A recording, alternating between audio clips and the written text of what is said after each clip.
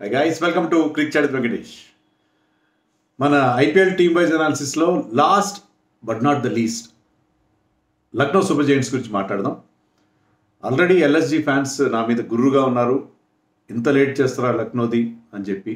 అయితే దానికి ఒక రీజన్ ఉంది. అదేంటంటే వాళ్ళ captain and most important player KL Rahul fitness గురించి మనకి సమాచారం ఏది లేదు. జస్ట్ 2 days బ్యాకే అతను ఒక వీడియో పోస్ట్ చేశాడు.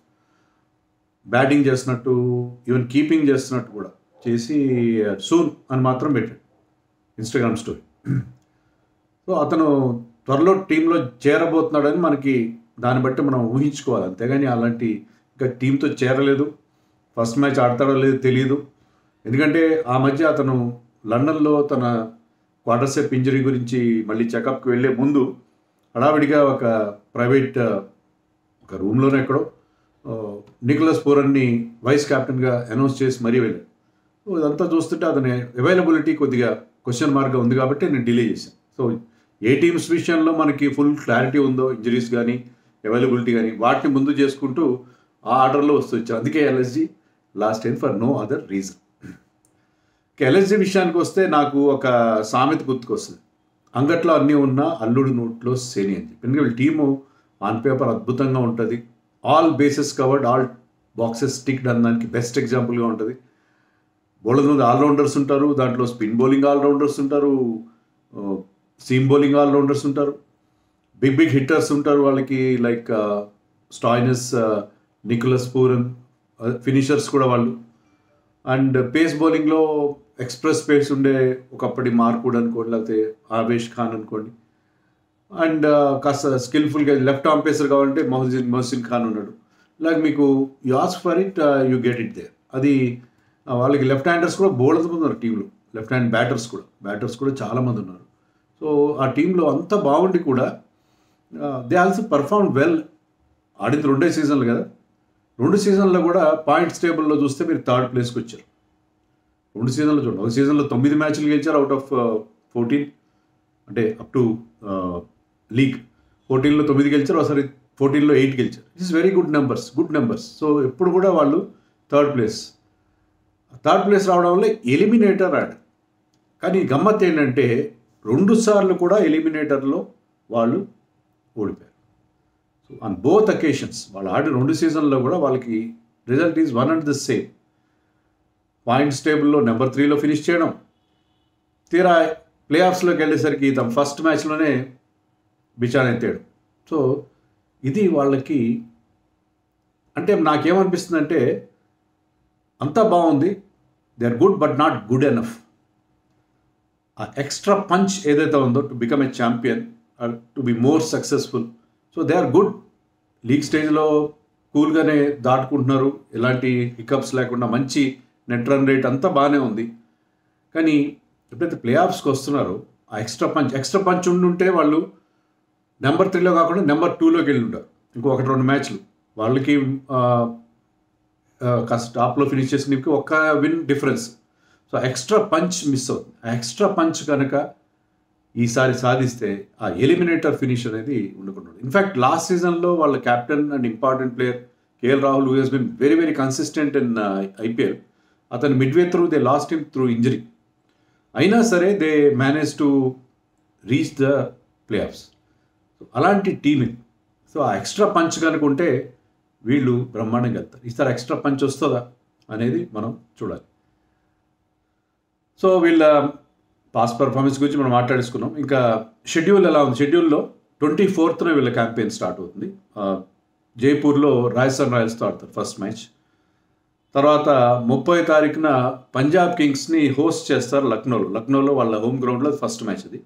తర్వాత 2nd రోజున ఆర్సీబీని బెంగళూరులో ఫేస్ చేస్తారు. And this Bengaluru boy Rahul might play by then.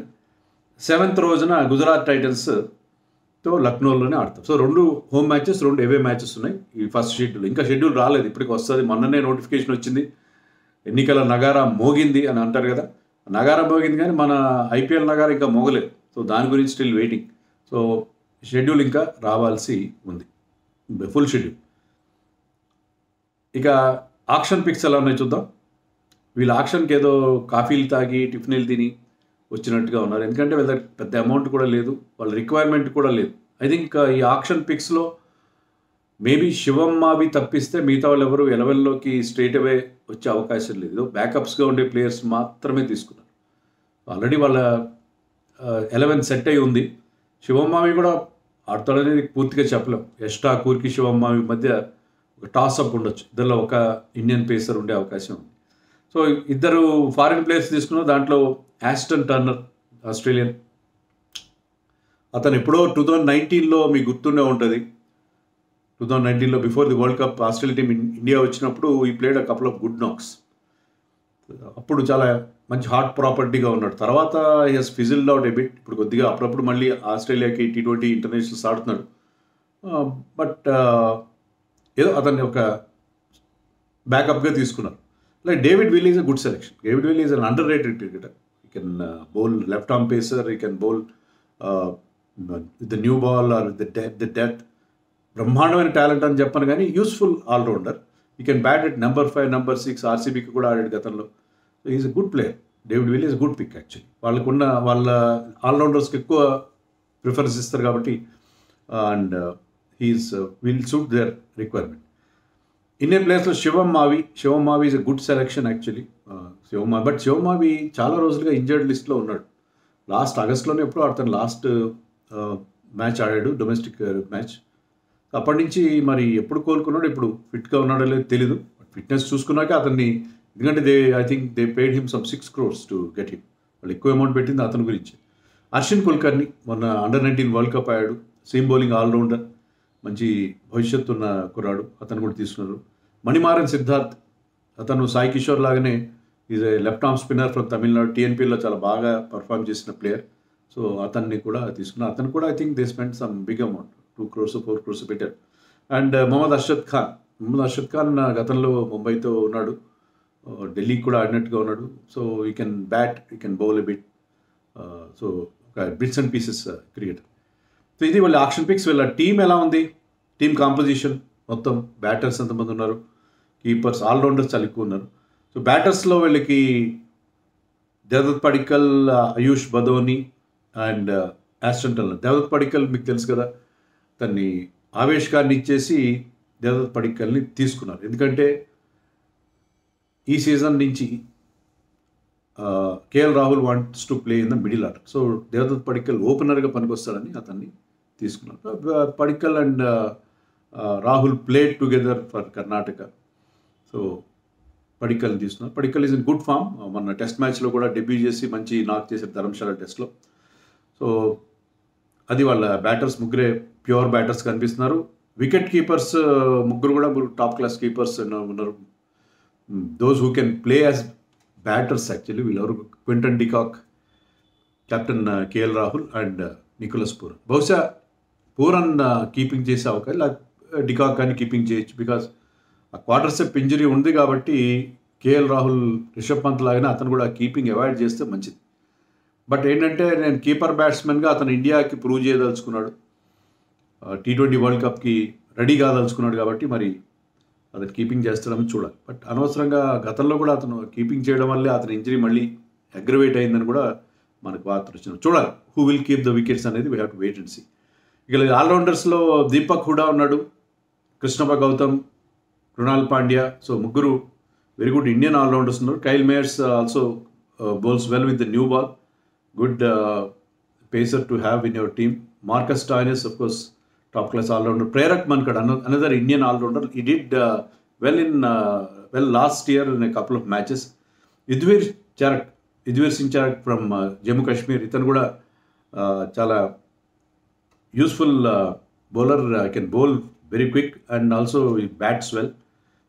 Big hitting cheyagala ability on player. So last year unnadu athanu kuda they retained him.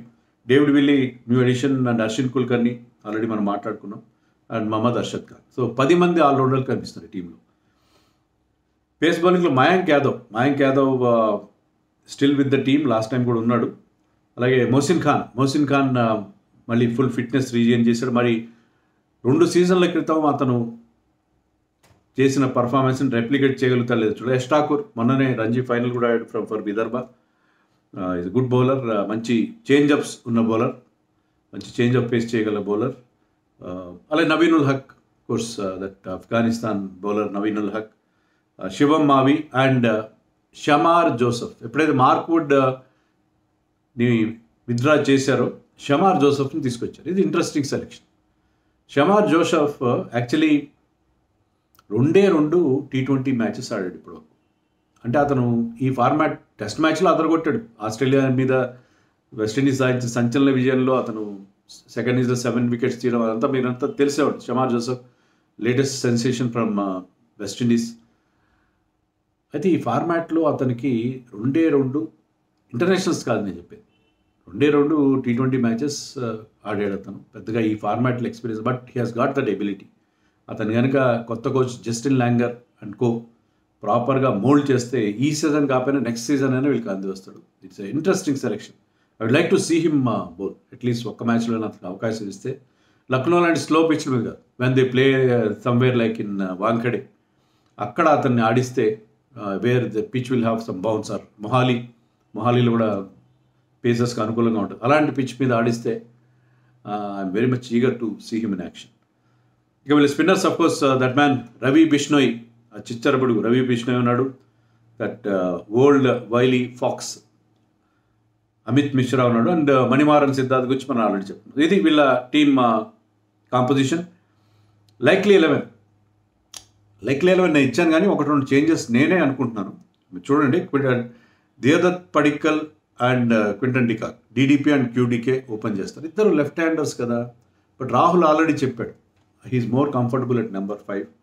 So number 5 ఆడతాను, ఎందుకంటే ఇండియాకి అతనికి ఓపెనర్గా అవకాశం లేదు. సో ఇండియాకి ఆడడం కోసం నేను నెంబర్ 5 ఆడి నా ప్రతిభ నిరూపించాను. నెంబర్ 5 నెంబర్ 4 మిడిల్ ఆర్డర్లో ఆడి తన టాలెంట్ ప్రూవ్ చేసుకుందామని రాహుల్ ఆ ఫీలింగ్తో ఉన్నాడు. కాబట్టి ఐ థింక్ ఇద్దరు లెఫ్ట్ హ్యాండర్స్ ఓపెన్ చేయొచ్చు. లేదంటే ఆయుష్ బదౌనీని ఓపెన్ చేసి Padikkal might bat at number 3. But mostly వీళ్ళిద్దరు ఓపెన్ చేసి ఇద్దరు లెఫ్ట్ హ్యాండర్స్ ఓపెన్ చేసిన సందర్భాలు గతంలో ఉన్నాయి. T20 ఎక్కువ ఉన్నాయి, 1 డేస్లో చూసాం మనం. చాలా సందర్భాల్లో టెస్ట్ మ్యాచ్లో కూడా ఈవెన్ వాళ్ళ coach Justin Langer and Matthew Hayden they open together, very very successful pair వాళ్ళు. But that is in test matches of course. Marcus Stoinis at number 3, KL Rahul 4 అనుకుంటున్నాను, 5లో కూడా ఆడొచ్చు. Nicholas Pooran at 5, Deepak Hooda at 6. So Deepak Hooda అయినా ఆడొచ్చు, లేకపోతే దానికి చాయిస్ కూడా చెప్తాను, మన కృష్ణ భగవతం కూడా ఆడించుకోవచ్చు. దీపక్ హూడా అంత గొప్ప ఫామ్లో లేడు అని మీరు కనుక భావిస్తే యూ కెన్ ప్లే కృష్ణ భగవతం లేట్ ఆర్డర్లో వచ్చి బిగ్ హిట్టింగ్ చేయగలడు. And Deepak Hooda off spin వేస్తాడు. And is more of a bowling allrounder. Hooda is a batting allrounder. But last season had wretched last season Deepak Hooda. But he has picked up form. Vijay Hazare సెమీఫైనల్లో against Karnataka strong bowling side ఈ scored 180 చాలా quick 180 చేసి అతను match గెలిపించాడు semi-final. ఆ తర్వాత రంజీ ట్రాఫీలో కూడా ఈ has couple of 50s. So మళ్ళీ ఫామ్ అందుకు ఈజ్ ఎ యూస్ఫుల్ క్రికెటర్. మనం లాస్ట్ సీజన్ బాగా ఆడలేదు, ఇండియా తరఫున వచ్చిన అవకాశాలు ఎక్కువ ఉపయోగించుకోలేదు అని అనుకున్నాం, కానీ బట్ యూస్ఫుల్ క్రికెటర్. ఈ పిక్స్ అప్ ఫామ్ ఈ టీంకి చాలా యూస్ఫుల్ అవుతాడు. ఎందుకంటే కెన్ బ్యాట్ ఎనీవే. చాలా తక్కువ మంది ఇండియన్ బ్యాటర్స్ ఉంటారు who can bat at 5 or 6 and score those big hits. కాస్త పవర్ హిట్టింగ్ చేయగల ప్లేయర్స్లో అతను ఒకడు. సో దీపక్ కూడా చాలా ఇంపార్టెంట్. కృణాల్ పాండ్యా గురించి నేను గేమ్ ప్లాన్లో చెప్తాను. ఇక్కడైతే ఒరిజినల్గా పెట్టాను కృణాల్ పాండ్యాని. లాస్ట్ టైం అతని లీడ్ కూడా చేశారు కదా నేను KL Rahul's options. Ayush Badoni could be the impact player. And will bat at number 8. So ఆ 8 వరకు వాళ్ళకి డెప్త్ ఉంటుంది. శివం మావి ఆల్సో కెన్ బ్యాట్. శివం మావి అని ఆడొచ్చు. యష్ ఠాకూర్ లక్నోలో ఆడినప్పుడు Yash Thakur is more useful because Lucknow pitches usually slow pitches ఉంటాయి. అతనికి ఆ చేంజ్ ఆఫ్ పేస్ ఉంది కాబట్టి అతను ఆ వేరియేషన్స్ ఉన్నాయి కాబట్టి Yash Thakur might be a good choice while playing in Lucknow. And Ravi Bishnoi can bat also somewhat. And Naveen ul Haq and Mohsin Khan. So ఇది వీళ్ళ లైక్లీ 12గా నేను అనుకుంటున్నాను. వీళ్ళ ఎక్స్పెక్టర్ ఎవరు? ఇంకెవరు?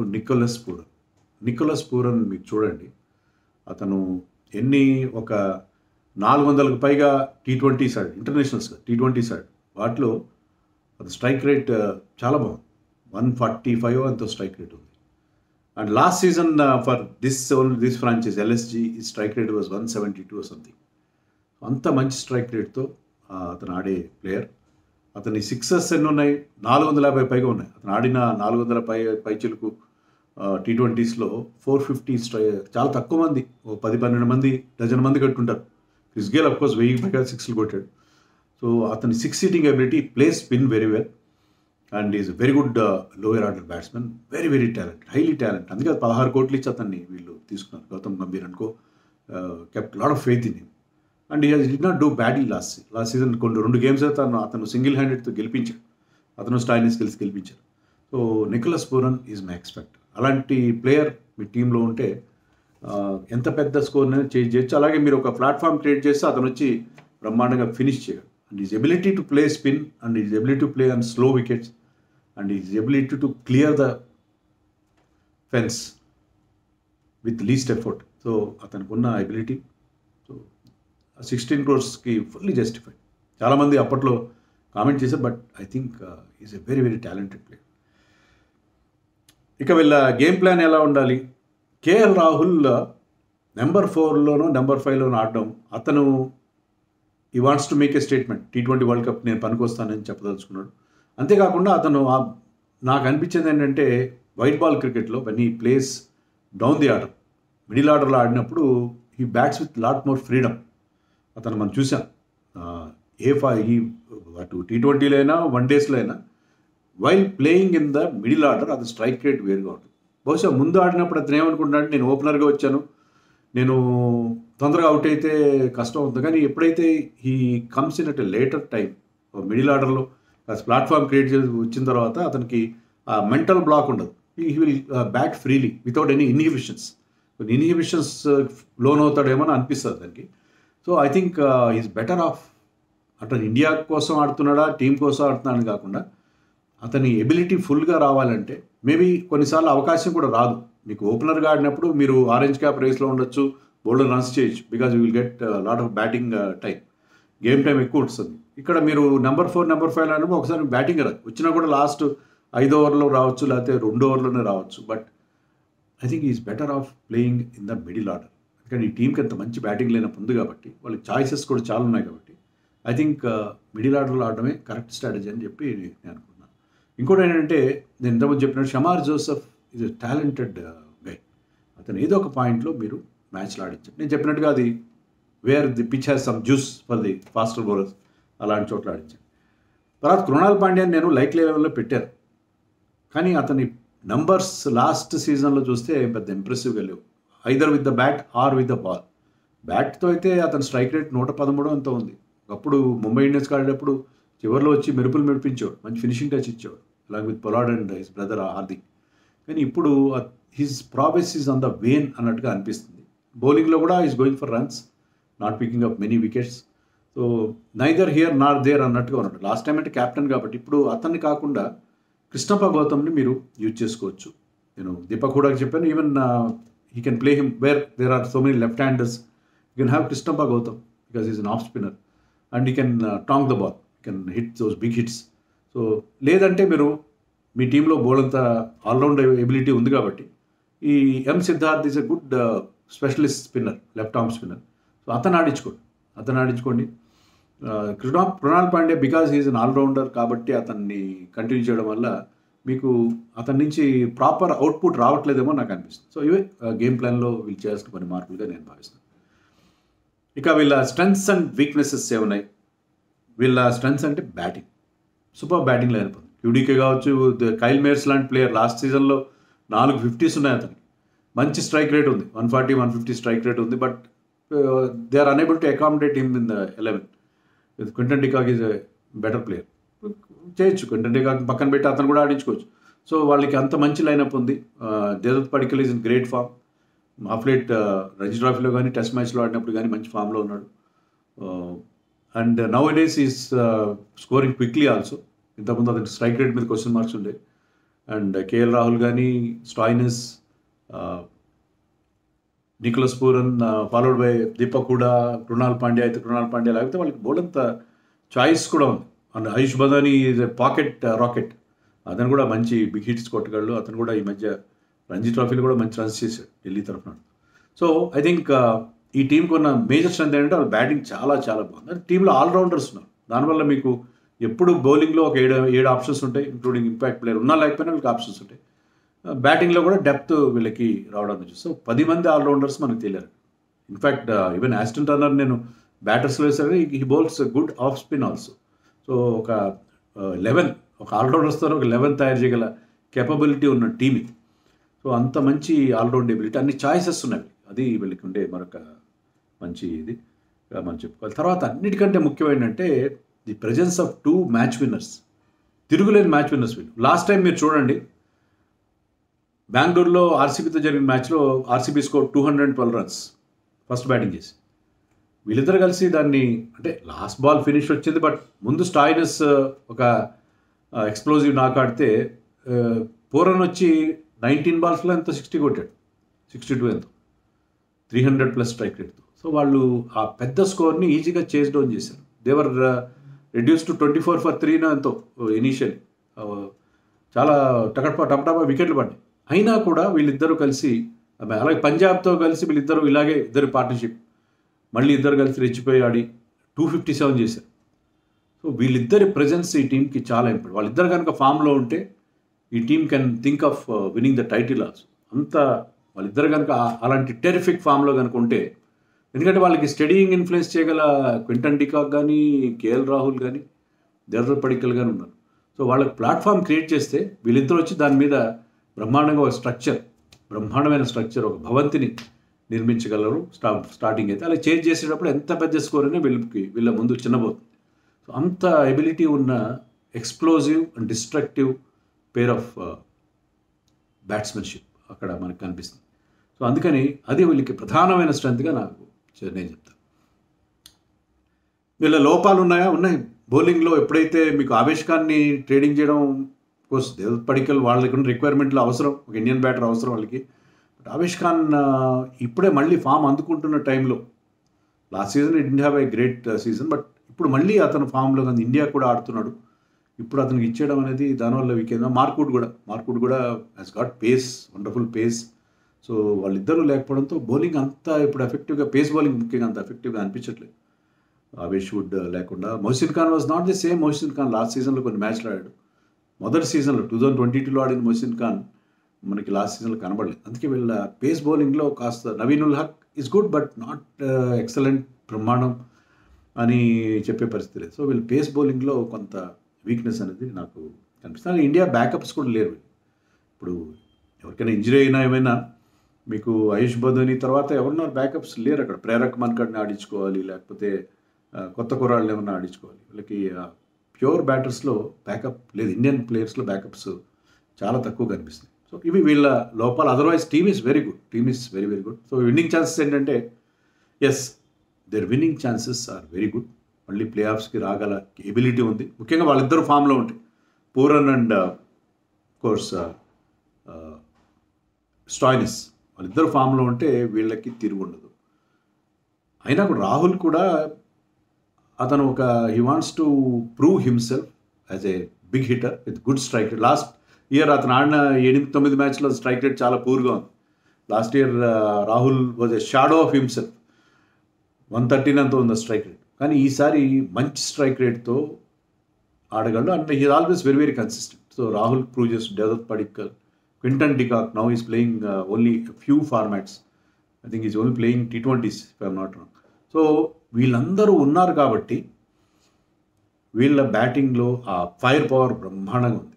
సో బౌలింగ్లో కూడా వీక్నెస్ ఉన్నా కూడా Ravi Bishnoi is a wonderful bowler. Amit మిశ్రాని కూడా ఆడించుకోవచ్చు వాళ్ళు. తర్వాత వాళ్ళ స్లో వికెట్స్ మీద వాళ్ళిద్దరూ చాలా యూస్ఫుల్ అవుతారు. అండ్ నేను చెప్పినట్టుగా యష్ ఠాకూర్ లాంటి వాళ్ళు, మొహసిన్ ఖాన్ మళ్ళీ అతను ఫామ్ అందుకుంటే వాళ్ళకి అవకాశం ఉంది. డెఫినెట్గా they are one of the contenders. నేను ఆల్రెడీ ఒక వీడియో చేశాను, చూడండి. సో ప్లే ఆఫ్స్కి వీళ్ళు మళ్ళీ వెళ్ళే అవకాశం ఉంది. అది ఈసారి ఎలిమినేటర్ గన్నా నుంచి బయటపడతారో లేదో మనం చూడాలి. ఎలిమినేటర్ రాకుండా ఇంకా కాస్త ఎర్లీగా ఎక్కువ టాప్లో టేబుల్ ఫస్ట్ ఆర్ సెకండ్లో ఫినిష్ చేసి క్వాలిఫైర్కి వెళ్తే ఆ ఎలిమినేటర్ గండం అనేది లేకుండా, కొంతమందికి బల్లి గండం ఉంటుంది, కొంతమందికి పిల్లి గండం ఉంటుంది, ఏదో చెప్తారు కదా జ్యోతిష్. I don't believe in astrology, but అలాగే వీళ్ళకి ఆ ఎలిమినేటర్ గండం నుంచి బయటపడాల్సిన అవసరం కనిపిస్తుంది. మీరేమనుకుంటున్నారు కామెంట్స్లో చెప్పండి.